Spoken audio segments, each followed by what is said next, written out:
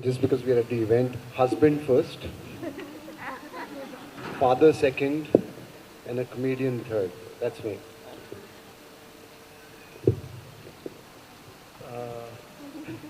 Husband first, father of a 5-year-old second, and an internet entrepreneur third. I would just add to it, maybe husband and father both together first, because in today's world you can't leave children behind. Thank you.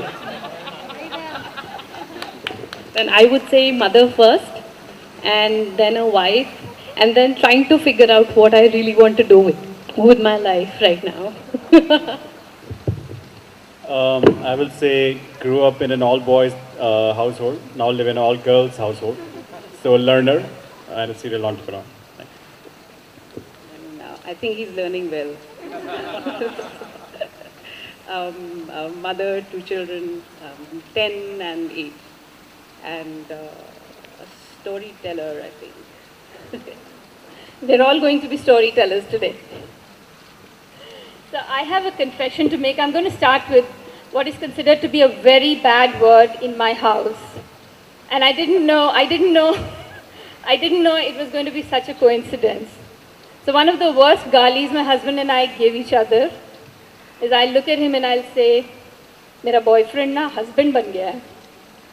And, and there are days when I have not been a good person and he'll look at me and say, "You're the husband in this relationship." And I don't mean it in a good way. so clearly there's something not quite okay with how the husband has behaved traditionally. But if we've got 3 people, one after the other, introducing themselves as husband first, even though with a clarification for this event, it's done better. It's doing better than it used to. And we're getting more and more comfortable with mixing our work, identity, and our relationships. Yeah? So let's start right away with this.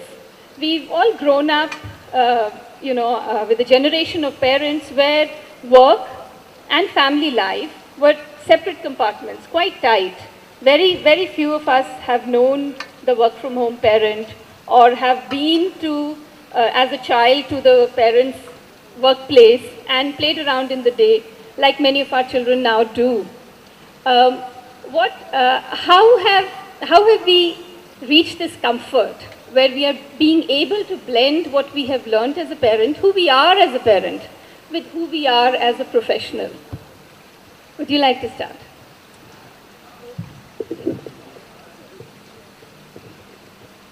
Well, difficult question, but I think it's the kind of conversations that are happening. Some of us who are in our 40s, when we were growing up, it was a different world, right? And we should just accept the fact. There was gender bias, there was all kind of bias which existed, and we grew up in that era. But over the course of, especially in our corporate life, right, when we kind of started working, the kind of conversations, exactly what is happening out here, that has obviously shaped the thinking in a lot of sense. Also, what we're hearing from our own kids is a huge thing. My son is 15-year-old, and when I listen to him, it's a huge learning in terms of how he views the world and how I used to view it when I was 15-year-old. So I think it's kind of both ways. It's just the conversations that are happening.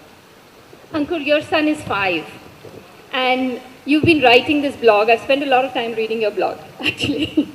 And it's small nuggets of wisdom. You've been writing it for many years. How has being a parent influenced the wisdom that is coming out of the same brain? If anything, it's gotten better. I like writing a lot, as I was mentioning to you, and I think ever since I became a dad 5 years back, one thing that I realized was kids are very simple. And I always thought that people are born a certain way and you can't really change them. But what we figured as parents is we're actually every day creating a whole new personality and almost dictating how he could be living his life, or at least sees the world from at least our experience and whatnot. And that's helped me considerably, at least in my work, not so much in my writing in general, where I treat adults and at least give them that glimpse that, hey, you were once a kid, and that was a very fearless individual who had no sense of prejudice, no sense of bias, nothing whatsoever, and just could penetrate any circumstance and come out imagining that it wouldn't be hard. Like, how hard could it be? It's just play at the end of it. And if you came in every single day at work with that kind of attitude and mentality, you would be a very different professional from who you are today, where there's this politics, I have to fight this war, I have to win, I have to please my boss, I have to do this, blah, blah, blah. And kids just don't do anything. And two lessons that I keep telling Vidur, and we love that. One I picked from her, but I think I repeat more than she does now, is रोने से कुछ नहीं होता है, कोशिश करने से होता है, which he's completely adopted very well, I must say.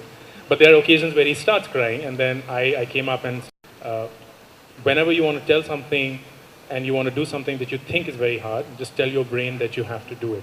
The brain is the most powerful person inside of you. So if you tell your brain anything, it will do it. And that's what happens when he falls down and he starts crying and says, no, just tell your brain that it's not hurting. And he does, no, it's not hurting. Nahi dard ho rahi.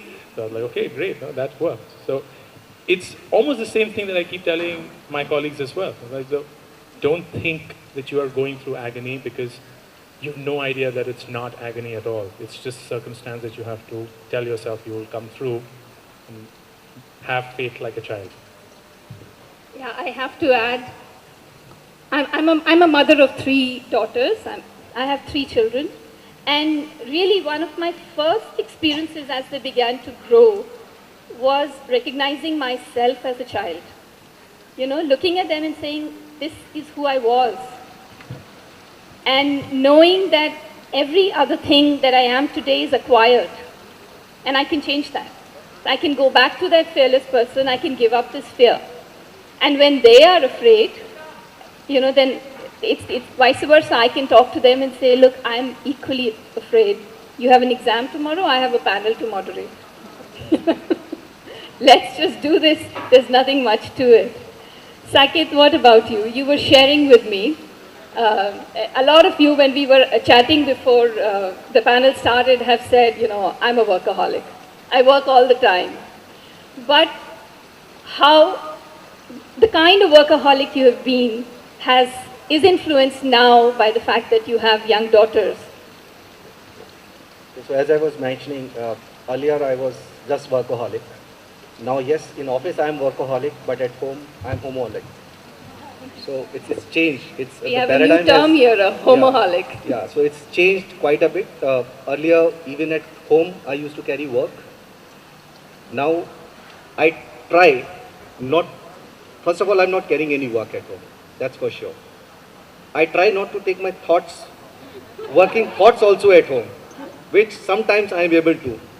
But actually the intent would be if I can be at home, physically and mentally both.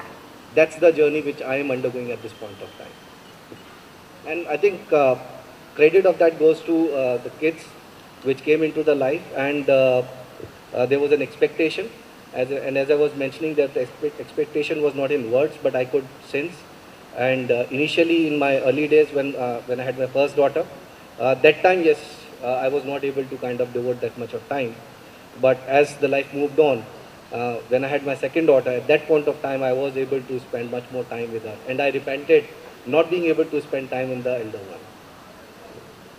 Yeah, it sounds like a cliche, but it's the experience of every parent. Children teach us. Yeah.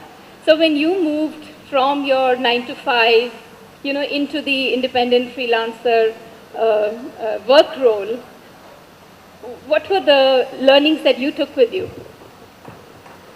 Actually, I quit my job before conceiving. So I was like really done with the media world, and I said, I don't want to do anything like that. I will see what I want to do.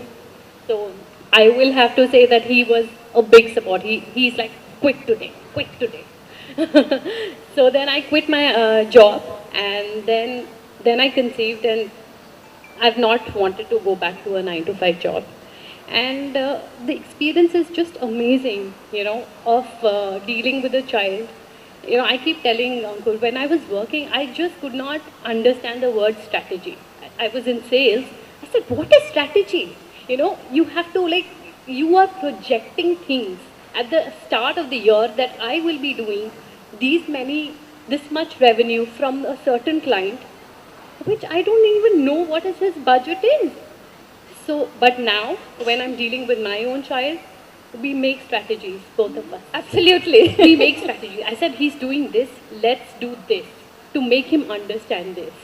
So actually, still in the media world, I don't know what strategies are, but to be with my child, to deal with him, we are learning, and we learn from a lot of things we read, and I think that is the learning that the child is giving us. Rajul, tell us. So you've been, you were a really successful professional even before you had your daughters, and they're still very young girls. How has becoming a father influenced you as a CXO? I think, there are a lot of things everybody said. For me, I think I've just become far more forgiving. I think kids... That's such a beautiful thing to say. I think kids just are, do all kinds of stuff. I remember Risa once put a lens, Rabani's lenses in her eyes, and stuff like that. And I think people make mistakes. And earlier I was less forgiving of those mistakes. I have to say I was more successful. No, I'm just kidding. But I think grown-ups make mistakes too. And I think I've become more, I've learned, at least I've tried to learn that it's best to let mistakes play out and be empowered and learn on your own a little bit, versus kind of always sort of show the path or even sort of, take people to task. So I think for me, I think the big thing has just been sort of learning to forgive a little bit more and understanding the way it plays out. I think if one thing I could point out, it would be that. Ankur, you were sharing something similar, weren't you, about empathy? But Rabani, your entire work is influenced, by choices you made as a mother as well. Tell us about that. So I started a library for children in 2008, about 9 years ago, and really, I've always loved books. I've grown up with libraries around me, and I think seeing my children, spending time with them, reading to them, influenced the career choice. And I really didn't look at it as a career, and neither do people around me now, and they are always asking me, "Abhi tum kaam kab karogi?" Which is great, because for me it's also like a hobby turned into work, and there are children all around, and there's lots of, I think one thing I've learned working with children is they sort of live in the moment, and they're only focused on their happiness, and that's great. That's great as an adult to see. And Rajul and I talk about it. I'll ask him, "What's the purpose of life?" And he'll say, "It's pursuit of happiness." And I think children really define that. Yeah. One of the things children teach us is how to lose, how to get your ego smashed, how to back off, how to Move on, right? Yeah. Move on with it really fast. Yeah, I know that for my, I had this identity of a person who was always winning, but my kids, they make me sit down and say, "You know nothing." I remember when my third child was born,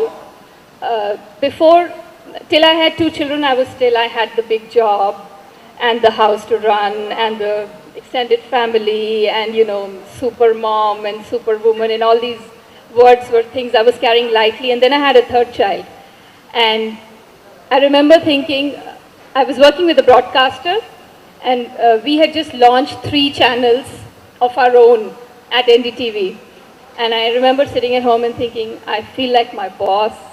I've launched 3 channels and I have no clue what to do with them. So in a way you taste defeat, in a way you taste humility, in a way that you almost never do at the workplace, till you're just going in one straight way. Would you like to share something about that? So before I share anything, let me give a context. I started this company of mine about 3 months back. And before that, for 5 years, I was the head of Xbox business in India with Microsoft.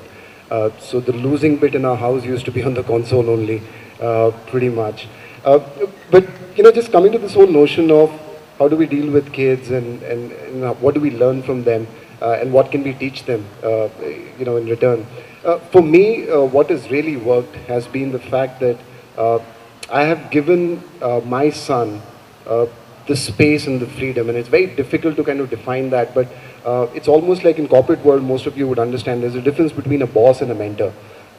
Right? So if you try to be a boss to your kids and try to dictate everything, that becomes a problem. You try to be a mentor and just come in when it's required. That really has worked, right? Whether it's studies. I mean, I couldn't interfere because it's not intelligent enough. But just giving them space was extremely important. Making them decide on their own, because today's kids have enough information and knowledge about things. We can't read even an iota of what they understand right now of the world, right? That's one thing. And the second thing that has worked for me, and it wasn't really a conscious stuff, but when I moved from Microsoft to start my own company, and I have Imtiaz Ali to blame for that stupid movie called Tamasha, when I did that, there was a message being passed to my son, and I didn't even realize it, that you can go follow your dreams even at the age that I am, right? And immediately a week or so after I had left Microsoft and started this company, he came up to me for the first time and said, I want to be a lawyer.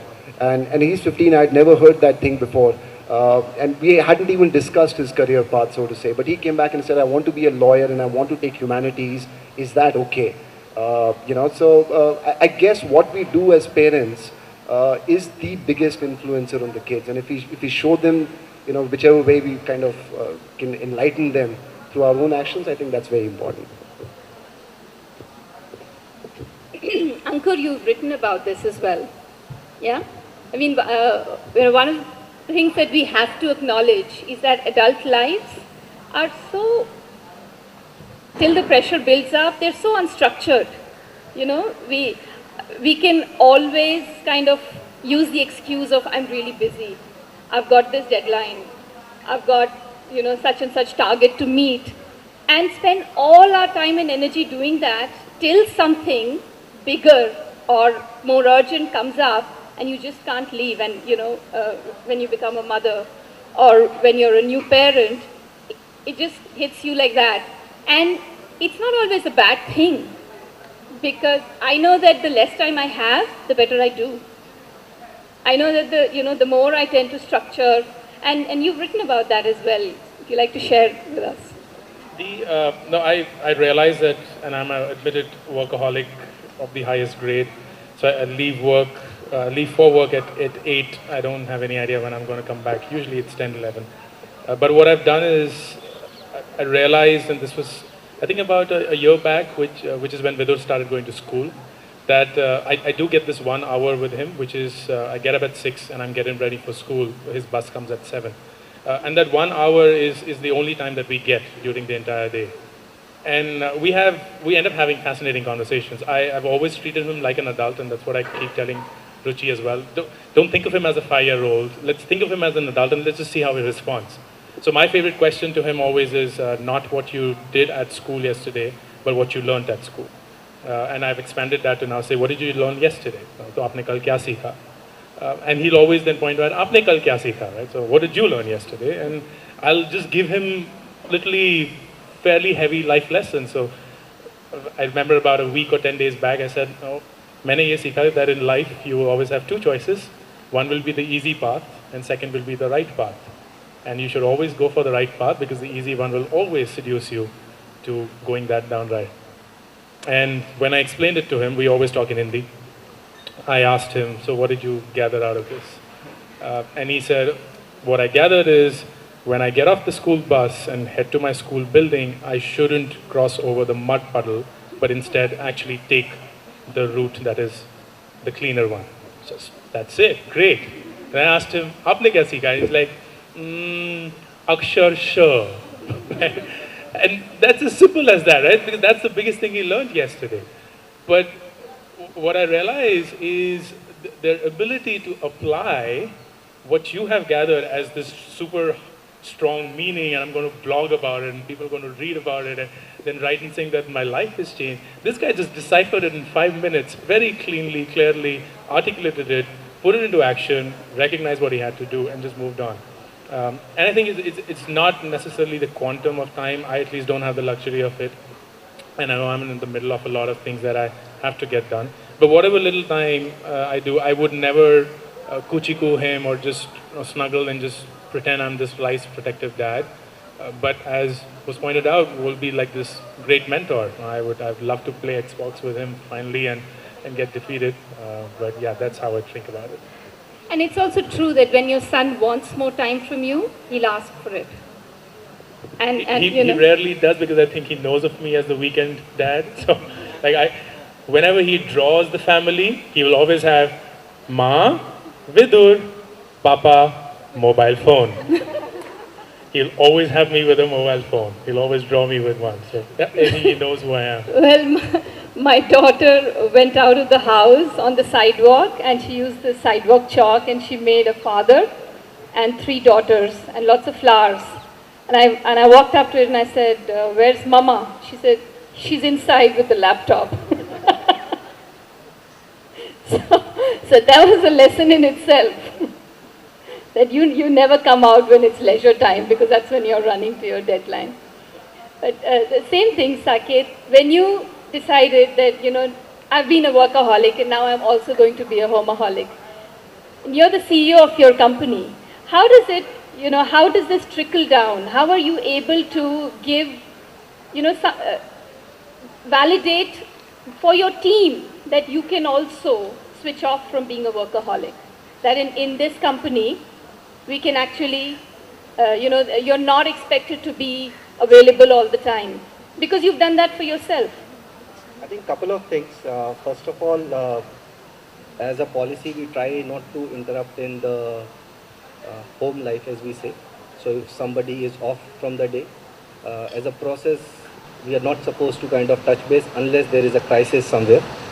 The second thing, I think, we talk about it, that how do we kind of make work-life balance better. Now, why I'm saying we talk about it, but because actionating it is always a challenge. Not easy. It's not easy, because we are a growing company. We are growing, and this is a new industry per se for India. So there is a lot of things that you have to do to create a space for yourself. And right from me down to the last person who is on the road, everybody has to make that extra effort to get that market space, to build that market share. So obviously you'll have to work harder. You'll have to put in more number of hours.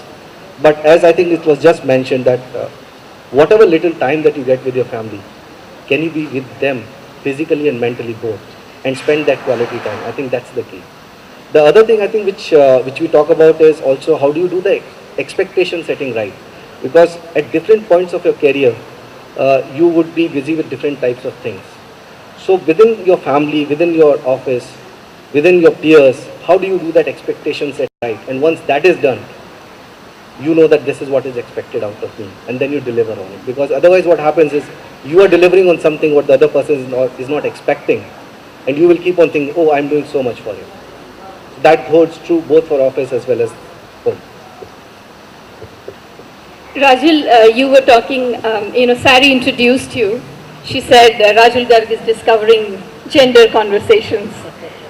Share some of the gender conversations, especially because, your life stories that you grew up among boys and now you're raising girls. I have to say it's like a voyage of discovery, first of all. Things that I used to take for granted, I can't anymore. But before that, I just want to take 1 minute and comment on Saket's point, just continuing since the point will be lost. I think that's one way of sort of slicing tightly between office and work, office and home. I think the other way, which I might say might be more of a privilege of senior management or freelancers or entrepreneurs, is to put all of it in a big cauldron or a mixer and just, go grrr, and basically then whatever sort of opportunity you get at whatever point you do that. So I think I'm more sort of, last few years I've been in that way of doing business, which means I don't shy away from taking kids to work.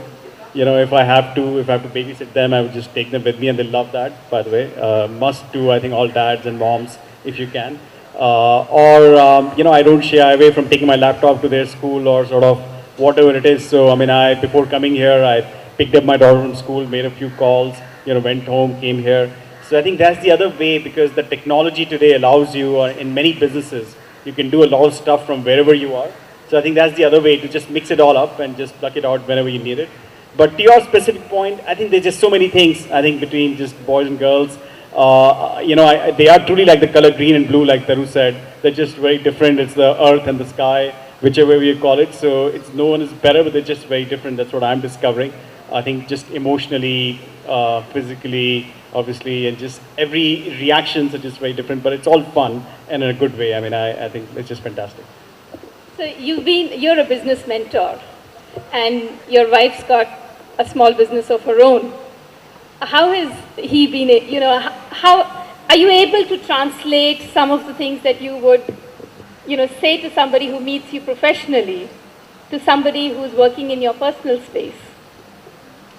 To me, well, that's a tough question. Look, I think to me, the biggest part of any kind of mentorship to me is to just let people be. So I think it's a very delicate balance where what you influence, and what I'm almost scared of influencing entrepreneurs that I mentor as well, because I don't know what the right thing is, because right thing is different for everyone. So I think that's been, I don't think I've honestly done any real business mentorship, and I don't think any has been required, because I think Rabani has figured out her own way, what worked for her, and I think that is the best way for her, I believe. So it's not been difficult at all on that one. Rabani, the first time you were sharing, you said, I started a library, a small library, and people say, when will you start working? Right. So what started as a hobby is your work now. Well, actually, when I started it, it wasn't a hobby. It just doesn't, it's sort of like an unknown field in some ways. It's sort of, when people ask me, what do you do? I don't know how to define it. Should I say, so now I've figured it out, and I say I work in the space of children's literature, which sounds very grand. So it is true, people do say that, because I also I have flexible hours. I work when I do have my commitments, but I can plan my work day around it. I think what, like Raju said, I think I'd like to pick that up. He actually was very, very hands-off even when I started, which was great, which is exactly what I needed. I didn't want like this sort of business guy to come and tell me how to run it, because it was something that started with a lot of passion. And it's a very it's not a business that you start to make money, but it sort of sustains itself, and that's what I really was looking at. And to a lot of people, it is a hobby, and that's great. What's your experience, Ruchi? Because as a mother of a very small child who doesn't have the 9-to-5 job, it must be common for people to assume that you're not working. And your work is also hard to define, it's hard to see, and very, very, based on technology. So I'm sure you can work on your smartphone for hours, and someone else will think you're just on Facebook, perhaps. So I'm into business development. I work with the creative hotshots like animators and videographers. I do business development for them. One good thing is that Vidur's school hours are from 7 to 4. So I get like almost the entire day to myself. So I keep it like that. So by 4, I'm back. Whatever I do is not around. So I did not want, a child should be around other people and not have even one parent with him. That's why I chose something like that. Yeah. So I'm with him all the time that he's home. So there's no problem of that sort. Whatever problem he has is me. Okay, let's talk about the fun stuff. We've got 2 couples on the stage here. What are the recurring conflicts when you're both working and you're both raising the same children? I don't have any issues with you. Her biggest angst, understandably so, is even when I'm home, I'm unable to become a homeaholic. I just cannot switch off. So I then just chose to only come back home when they're asleep. So the good thing about both Ruchi and Vidur is one, they sleep really early. Like there are days when she sleeps at 8 p.m. No wonder she has to make the child go to sleep. And no, she just sleeps because she's a very early riser, and that's something that I've graciously learned from her over the years. I wasn't so much, but now I have. So 6 o'clock we're up, and she sleeps. So I know that after 8, if I come at 8:30 or 11:30, it doesn't make a difference to anyone's life any further. So I might as well come at 11:30 and just complete all my work. But of course, on weekends, if I'm not mentally there, she understandably has angst against that. That's I think the biggest thing that we fight on, and the only thing that we fight on. Rajul is going to tell us. Rajul is going to tell us. I think for us, the other way around. You're talking about me. I don't know. Honestly, I think we've been a pretty good team, especially as parents. I think I'm really trying hard to think, but especially when it's come to kids and sort of shared parenting and general conversations, I think we were a really good team. I think our girls are really comfortable going to either of us for any kind of issues. I think we sort of naturally have also divided turf on some of the things that they feel more comfortable talking to Rabani about versus me. I think they love for me to read them a story at bed versus Rabani is the storyteller in office, right? I think it's just to be expected, I would say. But yeah, I mean, I can't. I think we've been a good team. I mean, that's what I can say, really. Yeah. I think so. I chose a career which left me with a lot of time to be with children, and so did Rajul. So now we both have a lot of time for our children. but really, he doesn't bring work back at all. It's something I don't do. I work probably fewer hours than him, and I bring a lot of work back. But I think that's really been helpful. I think the last he sort of, our kids were about 1 and 3 when he took a year off from work, which was great, and which is when I started. And since then, the kind of work he's done, he's always taken out time for them. So it's really, and when he's there, he's there. So I think that's, and we have our sort of little scheduling issues here and there, and we manage pretty well. We are very good. That's fantastic. So I'm going to come to you, but I'll just, I know. I'll just put a little bit of my own story out there. So I was working full-time when we got married, and my husband was still figuring out whether he wanted to work or not. So the first 5 years of our marriage and the first 5 years with our firstborn, he was working from home, very flex hours, handling all the commute, the logistics, the guests, the gas connection, and I was at work. And then the next 5 years I was working from home, and he was building his business. And we've crossed 10 years now, and we are both working from home, and we're both working from outside. We're both working on our smartphones, and we're all over the place. But I think we'll find an equilibrium, because just like children have different stages when they need you more or less, physically and psychologically, so does your work. It also has its stages. But you're the most senior father here. On stage, definitely. I thought I had dyed my hair properly. Yeah. So what has your experience been? Because we know the right thing to do, but there's also our conditioning that comes in our place, and it doesn't always play out. We're not always so fair. Or sometimes we're fairer than we had ever assumed to be. I mean, my husband will be doing the dishes and saying, I can't believe myself. Meri maa ne agar mujhe dekh liya na. But he loves doing the dishes. No, that's a very important point that you kind of brought up, which is that there is no role inside the house. There's no permanent role except for being a parent. What you do as a parent would change depending on circumstances, right? My wife has left her job 2-3 times during her course of the career. When she leaves her job, she has a very different outlook to what happens in the house. She's giving a lot of time to my son. She's doing a bunch of things with him. This is the first time I've left my job to start a company, and I have a very different view to how I'm like, give me space to think, and my only job in the house is to just crack jokes and make my son watch TV.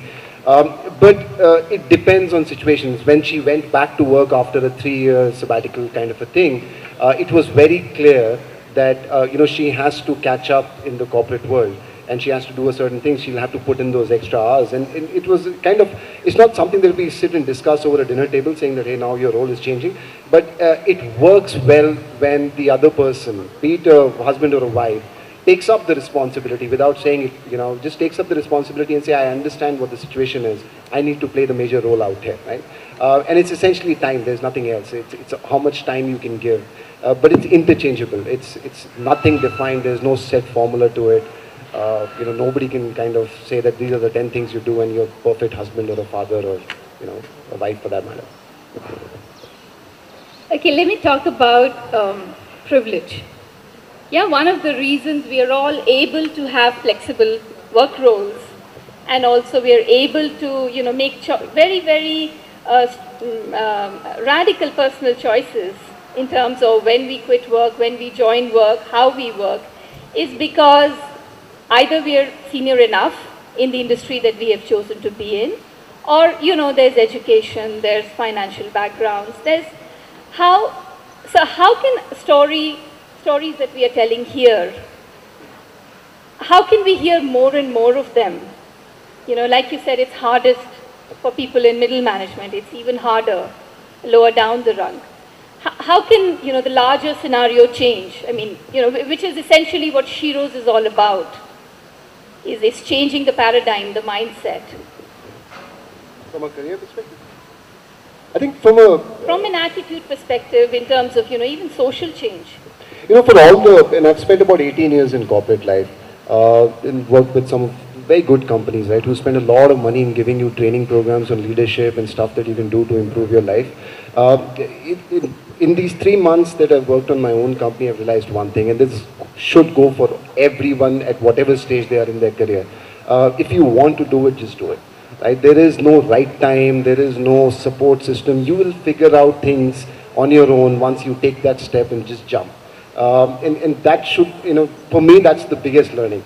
And I'm doing this, I'm starting this whole company in my 40s now, in an industry where there are not many 40s kind of people doing this comedy stuff.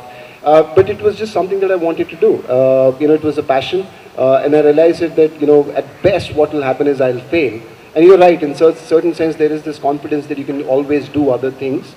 But at the same time, it's a big enough risk to just say, I'm going to do what I want to do, because it has to be done. And you put that to a person who's 2 years into corporate life, or 5 years, or 10 years, or middle management. There are a bunch of these startups which are happening these days, right? Because people have realized that there is a dream that they have, and they can fulfill it. At least they can give it a shot. I think the fear of failure is going away from this generation. It's rubbing on our generation also now. But as long as you just go do it, I think it's all okay. Maybe I can take that up. I definitely think there's a lot of difference between like a middle manager. I come from outsourcing industry. Think of IBM. Sorry, no offense to IBM, but think of outsourcing industry where there's tens of thousands of people, and there is a thin top, right, and there's a very thick middle, which is probably true for most large companies, which is probably true for most of the population. I think entrepreneurship, not having fear of failure, all that is a very thin, creamy layer, according to me, which, a lot of us here are probably a party to, and it feels like everybody's doing that. But I think the bulk of the population is just not true, and I think they're very much afraid what my boss will think. They're very much afraid, like for example, I've seen people taking a call at 7:30 at home, and the child is crying in the background. They would try to shush him or her so that, they can take the call. It's embarrassing because, what do they say to their customer or to their boss? So I think life is definitely tough in the middle, according to me. I think what can be done is, I think certainly, more empathy from senior management and from organizations. I think there are many organizations today. I know one of our friends, is at HSBC. There are many organizations today which are more cognizant of these things, I feel. And I think also people themselves should push the boundary a little bit. I think they should not take it and assume it for granted. I think that comes from our patriarchal culture where, it's not acceptable to sort of have kids crying in the background or sort of, take a personal thing off, say, excuse me, can you give me a couple of minutes. It's not acceptable historically in a customer situation that can I take a couple of minutes and just come back to you. But I think you should push the boundary a little bit and not take it for granted that it's not acceptable. So I think if everyone pushes the boundary a little bit and more education and sort of more role models can, I think, make it impact.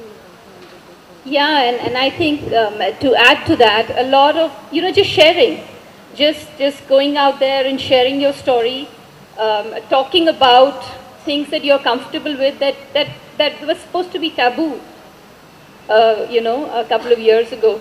One of the reasons I quit my full-time job was that, I really missed my children. I missed them in the sense that I couldn't talk about them when I wanted to. I felt that I must not. I was the only one in my team who was a parent. And I felt, I didn't come home, I was traveling, and I didn't change my ticket by one day to attend my second daughter's second birthday. And it hit me, what kind of empowerment is this? That and I quit, and I, became a freelancer, an independent media professional. And over 3 or 4 years, really what I was able to develop for myself was a language. I learned to speak to clients, I learned to speak to senior people and say, I cannot come today because I have a PTM. I was ashamed to say that earlier, and it seems like such a small deal, but it's a language that we all need to get comfortable with. It's something that we all need to be able to say loudly and say confidently. Rabani is going to tell us more about this. No, I agree, and I think I think all of us, and especially people in the corporate sector, and work what SHEROES is doing. I think it's just sort of boils down to how much we take this up on different platforms, and just talking about like empowering women and men. And I think more and more what I see also is that men taking an active role, right? And when you see both genders participating equally, I think would eventually lead to a change. Like a man taking time off of PTM is good. Yeah. Can I add one point here? I think again this has come out of a lot of conversations that I've had with people. The important thing is that if some opinions are being formed, for example, it's very true that you're taking a call and you want everybody to shut up because what would the other guy think, whether it's a customer or your boss or somebody from outside. You have to understand that these are not all conscious things which are happening. These are all unconscious, kind of biases which are being set up, and that is not something that somebody would learn from just simply conversations. Everyone should just go and read about it, because the whole science of unconscious bias is so strong. Whether the bias is against a particular gender, or whether it's how you look, or which caste you're from, or which creed you're from, there is an unconscious bias. And I think that conversation of telling people that, hey, you might not even realize the bias that you are putting forward is so important for them to start looking inside first. And I also actually, I do see that in the younger generation, sort of the early 30s, newly married couples. I recently met somebody, 30-year-old, have a 1-year-old son, and the father had taken a year and a half. He's a chartered accountant, so he's in a mainstream, sort of not liberal arts kind of field, right? And he had taken the time off, and he wasn't senior. I mean, he was sort of like a middle-level person. And I thought that was great. Like, he was sharing his story with all the other people who were there, and you can see the change maybe in urban cities, urban places. You can see that. I see that at the library as well. I see a lot of parents. I see a lot of fathers coming in, which is great. And it's happening. So it's just, I think it's also you sort of look at it and absorb that as well. So we do have a lot of heroes among the SHEROES. So, audience questions? Would somebody like to share or ask questions? Particularly share. So many people have shared stories. Would you like to share some? Yeah.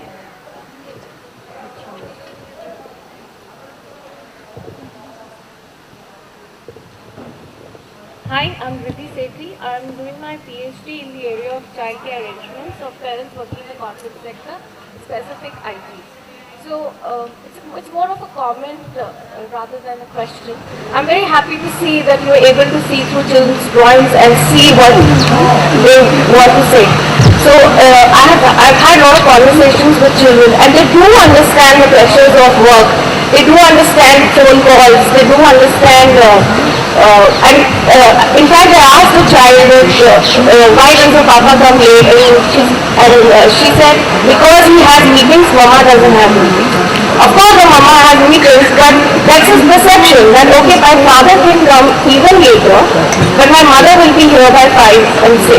So, it's important to listen to children, and it's important to look for signs, etc., when you're with them. So they give you the clue and will tell you when you are not being a good parent, and that's the time to take action, is what I'm saying. And the one thing that I found especially the fathers that I'm working with, they all want a paternity leave, and especially a minimum for 1 month. And so if you are entrepreneurs, etc., have that in your company, is what I would say. Thank you. Thank you. Yeah. Okay, hi, my name is Salil. I just have a comment. I think all this conversation about how the roles can change, I think one of the challenges that I feel is predominant is how do you define success? So Absolutely. So unless people redefine how they are successful, I think this role change can never happen, right? So in my own personal case, in my own personal case, if I go back 32 years to when I was studying, doing my MBA, there's a question that was asked in one of the sessions, and that was, what are you trying to be, or what would give you happiness 10 years from now? Right? And my answer, to the dismay of everyone around me, and everyone laughed, was a happy married life. Right? So I wasn't like, I want to be a general manager, I want to be a profit center head, I want to be this, that, etc., etc. Now that answer was not acceptable. And I don't think that answer is acceptable even today. Right? So if It's more acceptable than before. Maybe it's getting... Certainly it's acceptable here. It's not even acceptable to my wife, by the way, even today. Right? So if I'm sitting at home today figuring out what to do next, and if I have time at home, she's saying, why are you here? I'll manage. Okay, she's not here, but I think somewhere she'll agree with me. Okay, so I think that we need to define success. We need to be happy with being what we are, and I genuinely believe that life is much more simple than how complicated we make it out to be. So good luck to everyone, both sheroes and heroes. Thank you. Sairi has a question.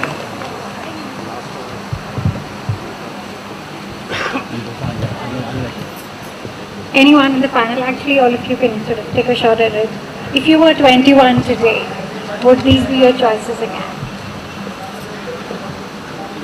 If you were 21 today, would these be your choices again? Oh yeah, absolutely. I wish I was 21 again. Yeah, absolutely. I have to assure you, you look 21. Yeah, that's the dye working. But sorry, as especially the career part of it, in how you're spending time with your family, etc. The more time you spend in your life, you realize that the simpler, like you said, right? The simpler part of it is what works, and you only realize it by the time you're in your late 40s and 50s that it was the simplicity that works. So yeah, 21 any day, this would work. I would just add to it, I think as being said, I think it's a mindset issue. And if you believe in yourself that at any stage you are capable enough of yourself of doing anything, your choices are umpteen at any given point of time.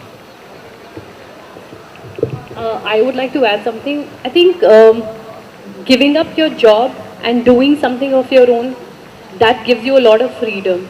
That gives you, losing that fear, what you said, that gives you this power to undo a lot of things.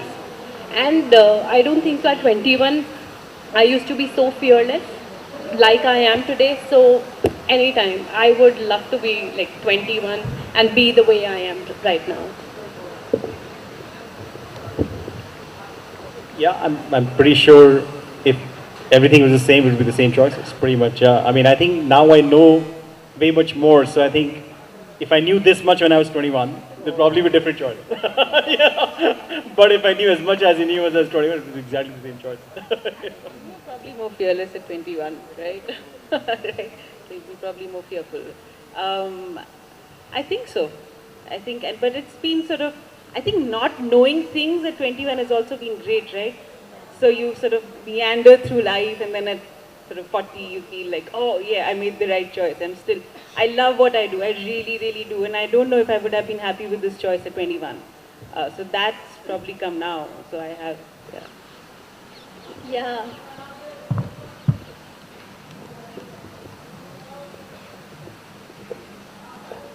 Hello. Hi, I am Devin. So my question essentially is to basically the kind of person I am tend to cater to almost let's say everyone's wishes as long as I can do. And challenge I started the venture at Dexter Capital 3 years ago with exactly with birth of my daughter. I decided I will do it. 1 year ago I had a son, and then I liked the idea. My co-founder is like, let's do that thing as well. Second thing I did. Now my wife also decided to do something. This is language learning, and she's a creative person by heart. Though by profession she's like say MBA and CFA. So she said, I also want to pursue IDC, and she even give the exam. Now it's like 2 kids, 2 venture, me. So it's like being difficult, and then I tend to cater to a lot of IIT Bombay juniors, all my clients. So I think my question would be panelists, like how do you learn to say no, so that you can also manage time with the kids. I love spending time with my kids. We also try to manage it probably well. But how do you do that at this stage where you're trying to build venture? You also have your implicit, so at Dexter my implicit commitment to my people, the people who hired, build it well. At Insta, my commitment to my co-founder, I'll build it well. At the same time, my commitment to my wife is, when I married her, whatever you want to do, I'll support you. And my kids, who are there, I'll spend time. So how do you learn to say no? Because then people should not feel like you're just too busy, you are not getting time. So how do you do that? Yeah, before I open it to the panel, I have to share the less time I have, the more I manage to do. Because I'm forced to say no. I was a headless chicken before the children sorted me out. I would say yes to everything. And I would do it, and I'd be up at 3 in the, a lot of the taking away of choices really worked in my favor, in my experience. And sometimes it can do that for a lot of people. But the panel, the blogger, the wise blogger. Firstly, congratulations on having 4 startups in your life now. That's a privilege very few people have. The way that I've always thought about this is the reason why people find it hard to say no is because they're trying to project themselves as someone to the world. And we're always trying to match up to that image that we have, or the image that we're trying to perceive the world should have of us. And at some point of time, exactly what was mentioned is you have to let go. You literally have to make yourself feel vulnerable to the point of people thinking whatever is it that they think of you, and you're not caring enough or much. You will very rarely find yourself in a spot where you know you have to genuinely help someone and you will say no. That's not going to ever happen. But the day you become vulnerable with or comfortable with the fact that people can perceive you the way you are, you'll stop dismissing things that never mattered. And it'll be magical. Like you'll almost have to take my word for it. That it'll be magical when you say, I am not going to be a certain individual that I think I should be. And I'm going to say no because it doesn't make any difference. And it may mean as simple as not replying to an email, or replying with a polite no, or saying, I'm sorry, I would have liked to help, but I don't have the time. And it's amazing how much people understand when you're transparent than when you are just wishing around. And I don't think anyone better than a sales individual to understand this fact that when you're in a sales discussion, the most irritating thing is the person who's buying from you is not giving you a clear answer. They don't know whether they're selling, so you're trying to read their mind. I love stepping into conversations saying, here is the price that I want because here's the price that I can afford. If you give it to me, the deal's done. But if it's not, please don't waste your time because you might be wasting mine. And it's amazing when I have this line of communication, people respect that a lot more than having this elusive hole that they can perhaps enter one day and might get that deal. And it's the same thing that I do with people as well. I'm very transparent saying, I would have loved to, but I can't. And I'm sorry about that. And they're like, absolutely understand. Thank you for replying. Trust me when he says that. He says that to us quite often. No.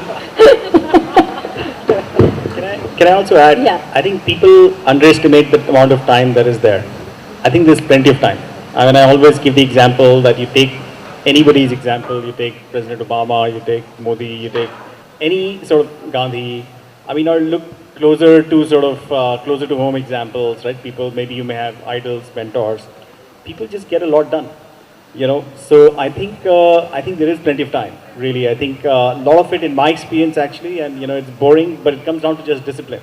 I think some of it is discipline of saying no, but also just basic things like calendaring, sort of email management. I mean, and it's really boring stuff, but I really believe that that makes a lot of difference. I think, you know, I always make fun of Rabani, and the other day I saw Sari's desktop. She had like, I think, 1 million mails, and sort of Rabani has 1 million icons on her desktop. You probably do. I don't know. But I just think that just keeping your housekeeping clean. I don't know how many mails do you have unread? My housekeeping is really clean. My house is cluttered. I mean, but the word my desktop is clear. Okay, great. My Twitter and Facebook is also clean. So you know what I'm saying. So I think there is a lot of things, just basic brass tacks discipline. That's what I see personally, where some people just get a lot more done. You know, on the time thing, just one quick thing, and this is from personal experience. When I was leading the Xbox business at Microsoft, you know, we used to have endless meetings. I don't know why. You know, this is a gaming console, you sell gaming, but we used to have endless meetings trying to figure out TG and this and that and who would say what. But because of those meetings, we realized we were wasting a lot of time, right? And I sincerely recommend it to all of you. From tomorrow onwards, you have these typical meetings, and I don't know why, but every time you would set a meeting, you would set it up for 1 hour, right? So there's a meeting at 11 to 12, for some reason, right? Just cut it by half. Right? Every single meeting, if it's a half an hour meeting, cut it to 15 minutes. See that the agenda and the work that needs to come out of the meeting will fit the time that you give it. Right? So that's kind of another time-saving thing that works for me.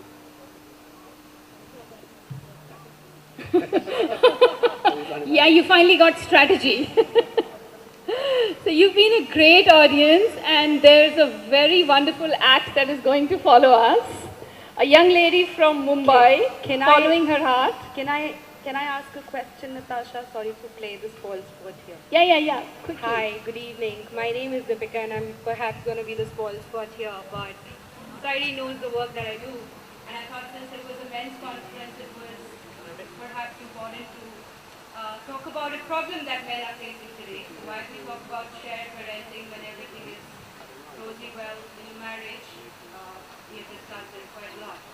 But what's also a harsh reality of today, and I deal with those men every single day, is when the marriage doesn't work and there's a separation and there are children.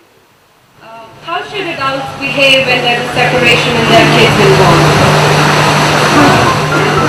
What's perspective over shared parenting when there's a separation? The senior father is going to answer. Yeah, I have no experience in that. I know. But I think the only perspective that should be there in a situation like this should be the kid's perspective. You know, whatever works for the kid, and if both the parents are matured enough to first take a decision for a divorce, they should be matured enough to see what's best for the kid. It could go either which way, but the kid's perspective is the only perspective that should matter. I have, well, sadly so, quite a few friends who are separated, divorced, and there are few who are terrible, you know, in how they're dealing with it.